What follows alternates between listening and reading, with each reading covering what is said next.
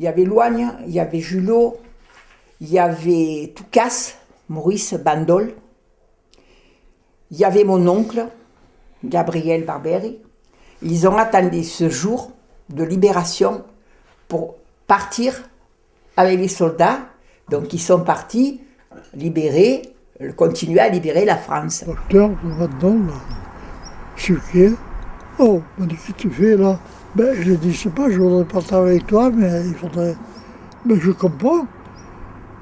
D'abord, il conduit.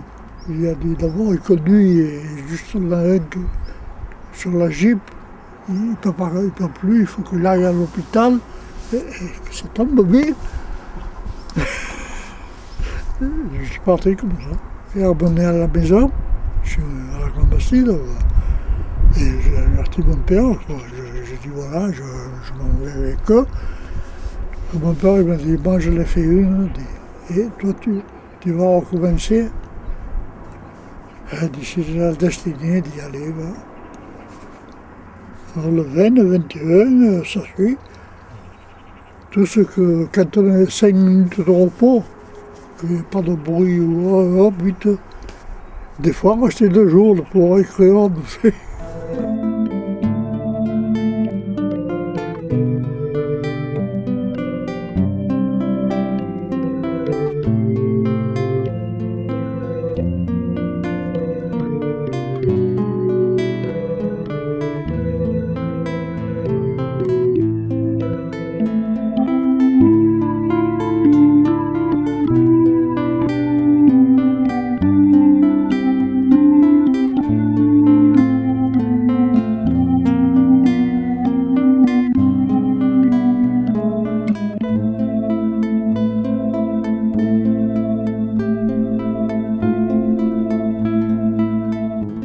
On a le boule au beau-frère, mais il y a des fois qu'on tremblait. Hein. Oh, quand vous êtes là en face des chars, là-dedans, vous dites ça y est, on est cuit, et tard, oh. Le courage vient tout seul. Hein. Ou vous faites tuer, ou vous essayez de.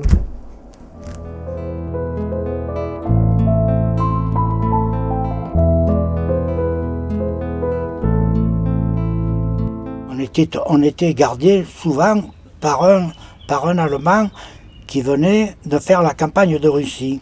Il devait avoir 2 ans de plus que nous. Et on avait sympathisé parce qu'il était gentil. Il s'appelait Oswald Altmann. Alors, ses responsables, quand il appelait Altmann, Altmann. Et nous, on l'avait baptisé Armand. Quand il faisait froid, qu'on travaillait l'hiver, on se mettait à l'abri, et puis lui, il surveillait s'il n'y avait pas un responsable allemand qui venait. Et alors, des fois, il nous disait, oh, il y a les chefs qui arrivent, il faudrait peut-être un peu un semblant de travailler. Et puis alors, un jour, on a décidé le dimanche, on l'avait habillé en civil. Et on allait au casino à Bandol. Seulement, Sanary faisait partie du camp retranché. Quand on arrivait au pont du Grand Valat, il y avait des sentinelles qui demandaient les papiers. Alors nous, comme on travaillait au travail obligatoire, on avait quand même un laissez-passer. Et lui, il était au milieu avec nous, il ne parlait pas.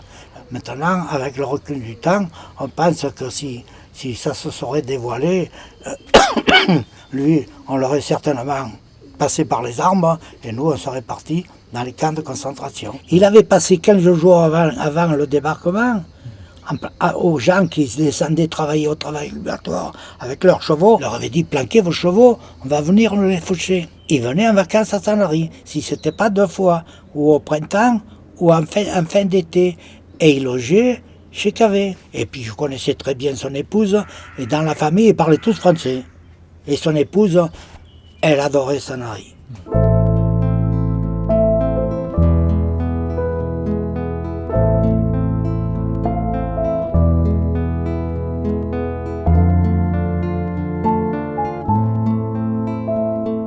Ah ben mon frère, il avait fait l'école de l'air nationale de Salon. Quand il est sorti en 1939, et de Gaulle avait regagné l'Angleterre, c'était la défaite très proche. Et le gouvernement de Vichy, pour qu'il ne regagne pas France libre, leur proposait des postes qui étaient bien choisis, hein, valables. Quand il avait 27 ans, oui, 26-27 ans, On lui avait offert le poste de vice-consul à Turin. Alors lui, il a dit non. C'était pas un bagarreur, mais il a un esprit de devoir. La France était occupée. Il avait envisagé autre chose, c'est-à-dire regagner l'Angleterre. Il est parti avec un faux nom, Pars. Il était présenté comme un journaliste belge. Il a regagné le Portugal par l'Espagne. Il a traversé les Pyrénées. Et là-bas, il s'est fait attraper. Et il a séjourné dans plusieurs prisons. Valladolid, Madrid. Et puis alors la célèbre prison Miranda. Alors là, il a tenté une fuite. Puis il a été rattrapé à la frontière du Portugal. Il s'est retrouvé donc à traverser les Pyrénées, mais avec les moyens du bord, c'est-à-dire rien du tout. Bon, il regagne l'Angleterre, après beaucoup de péripéties, mais enfin il regagne l'Angleterre. Il a été versé dans la RAF à ce moment-là. Il avait en main un Spitfire. Non, on ne l'a plus vu, on ne savait pas où il était, du tout. Mais la libération de la France, alors là, une visite éclair. Une visite éclair, juste pour dire bonjour, et il est reparti. C'est celui sur lequel il était quand il a été abattu à la frontière hollandaise, allemande. Il était enterré là-haut. Un tir de DCA très fourni. 3630 et quelques heures de vol. Et on ajoute également les missions de nuit. Il a fini malheureusement 15 jours avant la signature de... C'est pas malheureux. Ouais.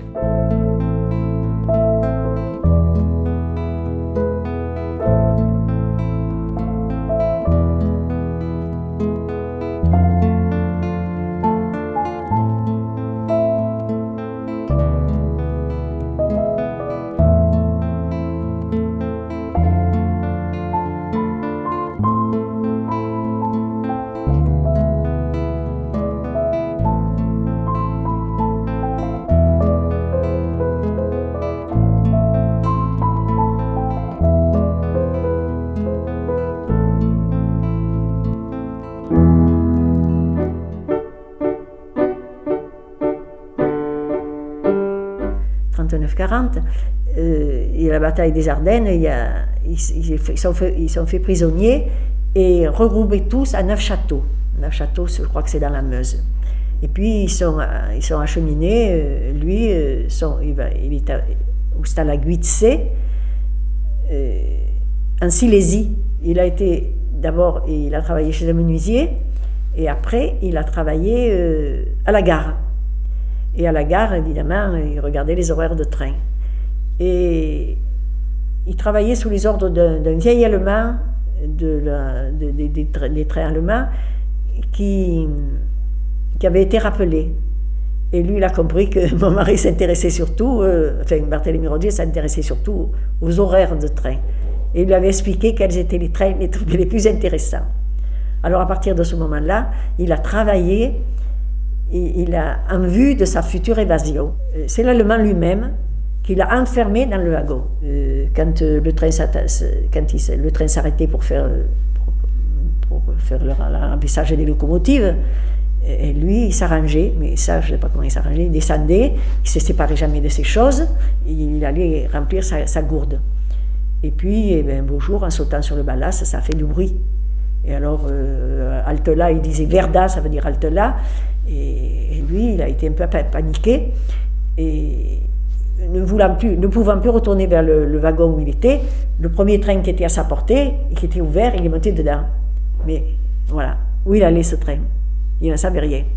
Alors il a roulé un peu, puis à la fin il était un peu découragé, il ne savait pas où il allait. Il avait décidé de se rendre.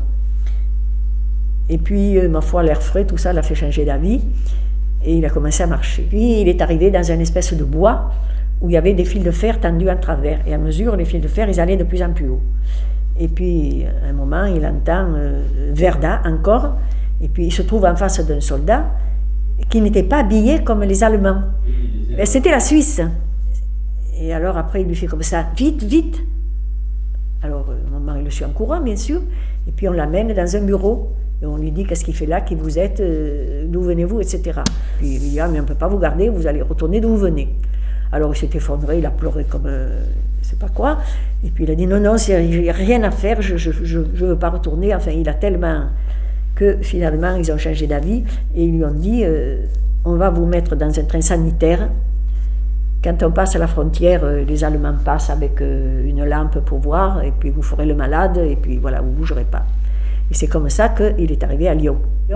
De là, on l'avait envoyé alors à Magnac-Laval, c'était dans la Creuse, c'était un endroit où on réunissait tous les évadés. Et puis, qu'est-ce qu'on faisait là? On attendait, ben là, il est parti. Et il est arrivé à Toulon, c'était en mai 41.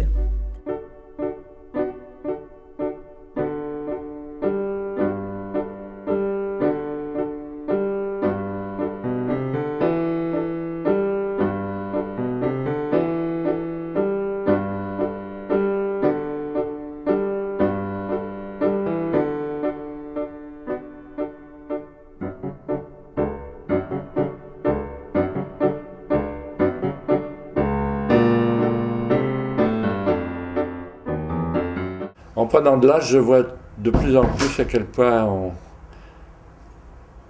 on est relié au passé, on est des héritiers, on a des choses qu'on a reçues et il faut essayer un peu, dans la mesure de notre possible, de les transmettre à ceux qui vont suivre, qui ont souvent pas beaucoup de notions de passé et qui en ont besoin quand même un peu. Et je tiendrai à rappeler l'occupation allemande de Sanary. À 78 ans, j'y tiens beaucoup. Parce que c'était des mauvaises heures à passer. Et malgré tout ça, vous voyez, j'ai un souvenir qui me revient très souvent et qui m'est très désagréable parce que je n'arrive pas à l'éclaircir. Au lycée de Toulon, il y avait le début des étoiles jaunes et il y avait un petit qui s'appelait Monteux qui était dans ma classe. Je me rappelle encore du nom, je ne me rappelle pas beaucoup de noms pourtant, mais celui-là il s'appelait Monteux. Et à la récré, il y avait tout un groupe qui disait « Oh le juif, et je me demande si j'ai pas été dans ce groupe-là. Je n'arrive pas à me rappeler si j'étais ou pas, mais j'espère que j'y étais pas. Je voudrais rendre hommage à ces gens qui nous ont accueillis avec beaucoup d'humanité, de générosité. Des gens, on était un peu perdus, on ne savait plus trop où on allait. Je voudrais leur rendre hommage et surtout je voudrais dire à leurs descendants qu'ils peuvent être fiers de ce qu'ont fait leurs parents.